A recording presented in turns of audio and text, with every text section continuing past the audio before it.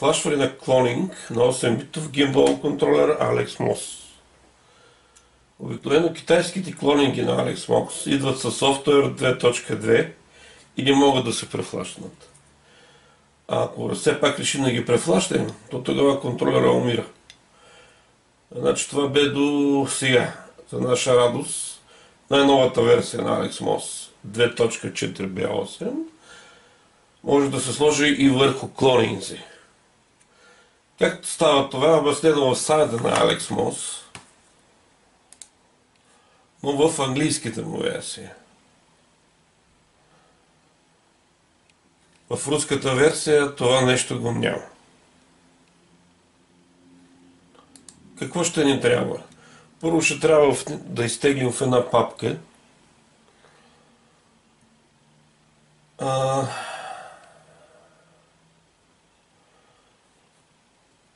софтуер за клонинзи на AlexMOS, графичния интерфейс и графичния му интерфейс. Също така трябва да изтеглим и бутлодера. Той препоръчва този бутлодер. Бутлодера на Arduino не става, пробвал съм го. Значи изтегляме в определени папки. Също така и Cineproc, това е програма за флашване на авиаконтролери. Това е графичен интерфейс на известната програма Arduino. Така, всичко изтегляме в една папка. Така, всичко изтегляме в една папка. Първото нещо, което трябва да направим. Също така ще ни трябва и USB ASP програматор и FlashTool. Значи FlashTool малко е скъпичък, но е много полезен. В крайен случай може с запояване върху пиновете. Но малко часовникарска работа, не всеки го умее. Така, първото нещо, което трябва да направим в контролера е да му изтрие EEPROM паметта. Не виждам много голям смисъл в това, но го препоръчват. Що го препоръчват, ще го направим за всеки случай. Какво трябва да правим? Включваме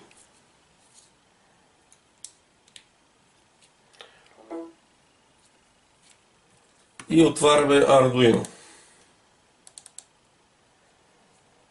Силно препоръчвам да се ползва старата версия на Arduino.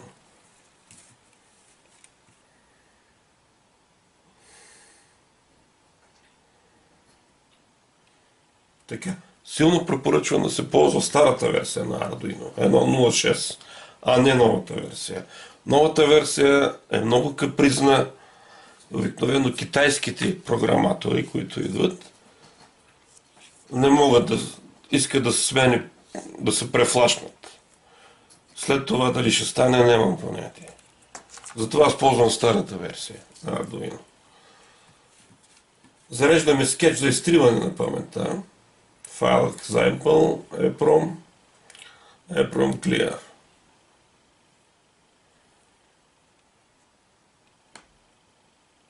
Така. Също така. В Tool трябва да се смени борда на Arduino Pro Mini. Или Pro 5 V 16 МГц на Atmega 328. Сериалния порт, който на нас не излиза. И да се опробваме да го програмираме. Натискаме стрелкичката за Upload.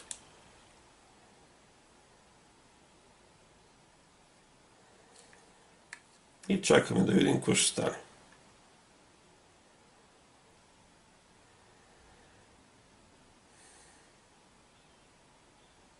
Така. По принцип не става. Индикацията за завършена програма в този скетч е осветването на зеления индикатор. постоянното светене. В момента той мига. И дава грешка. Поради тази причина трябва да му сменим бутлоудър. Най-вероятно бутлоудър не е същия. Изключваме контролера и с флаш тула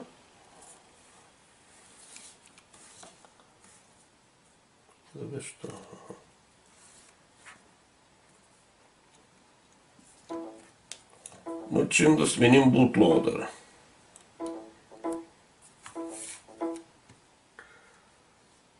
Отиваме в тук пак.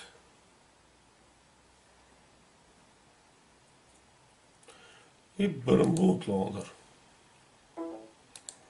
Не става от първия път, тъй като мърдаме.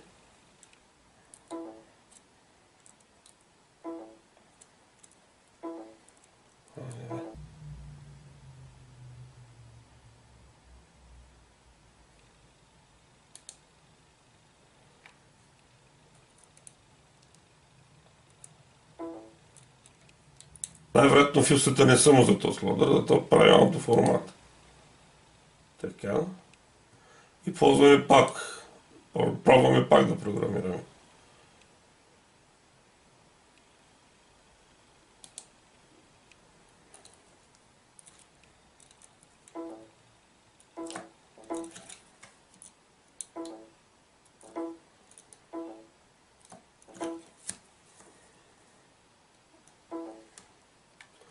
Айде да пробваме пак.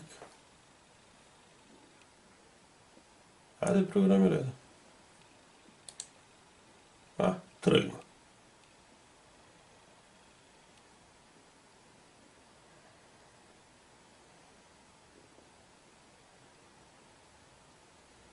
Изчакваме да свърши зареждането на бутлоудъра. Така. Свърши зареждането на бутлоудъра. Включваме отново кабела и пробваме да пустим скетча. Така, скетч се компилира.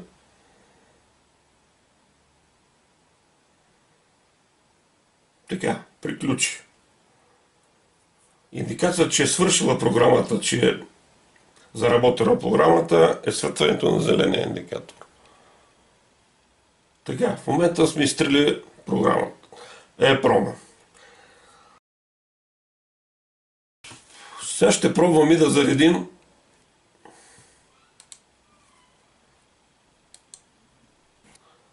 софтуера в полетния контролер. За целта разреферираме графичния интерфейс. Софтуера, свален от, го преместваме в папка Firmware и пускаме графичния интерфейс.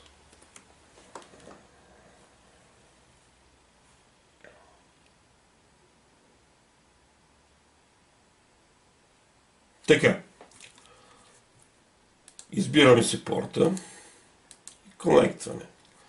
Така. Порта се конектва. Firmware не дава нищо, значи нямаме програма. Отиваме да апгрейдваме. Тискаме Browse и зареждане.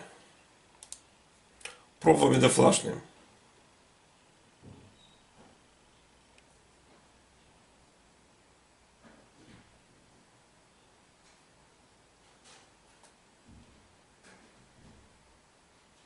Както виждаме, не става. С бутлоудъра на Arduino не става. Трябва да му сменим бутлоудъра с такъв, който препоръчва AlexMoss. Значи, изтегляме от сайта OptiBoot, изтегляме от сайта файла и го разархивираме.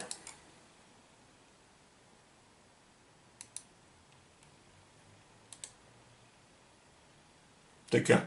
Bootloader се намира в Bootloaders, OptiBoot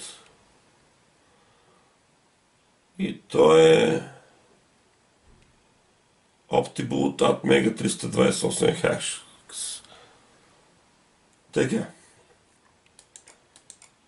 Също така изтегляме Synaproc. Линка съм го дал долу под файла и го слагаме в тази папка и разархивираме.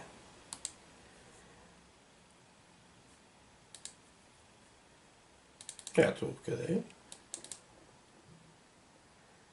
Така, първото, което трябва да направим, да си изберем програматор.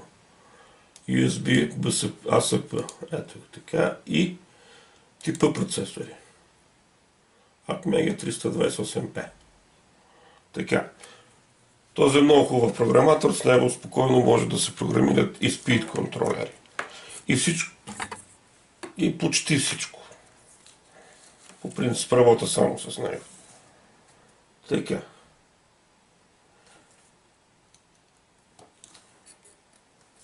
Слагаме флаш тулса и пробваме да четем фюсетата. Така. Не стана, чепере за първо. Ето го изчистихме. Това го правя за да. Нулираме всички. За да ресетнем всички фюсове. AlexMox препоръчва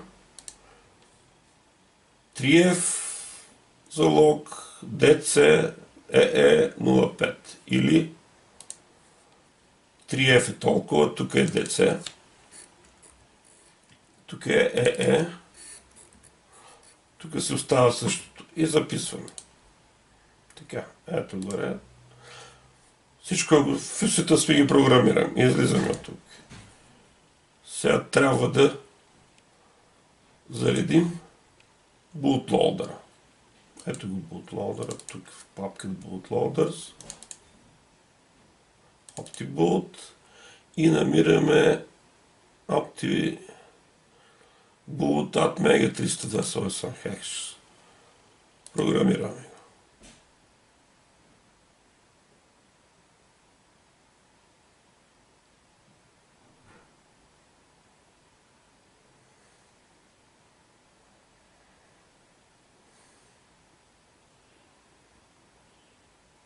Малко бавно става.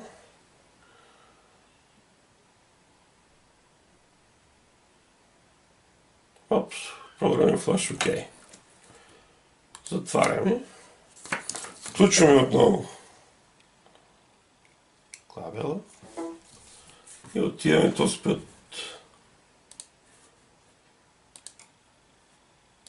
графичен интерфейс на AlexMox. Така. Конектваме. Избираме първо компорта и конектваме. Така фирмвари. Няма никога. Отиваме в... Избираме си файла и го флашваме. Както виждаме, тече нормално. И е готово. И се конектваме. Ето го. 2.4b8. Готов е. И това е.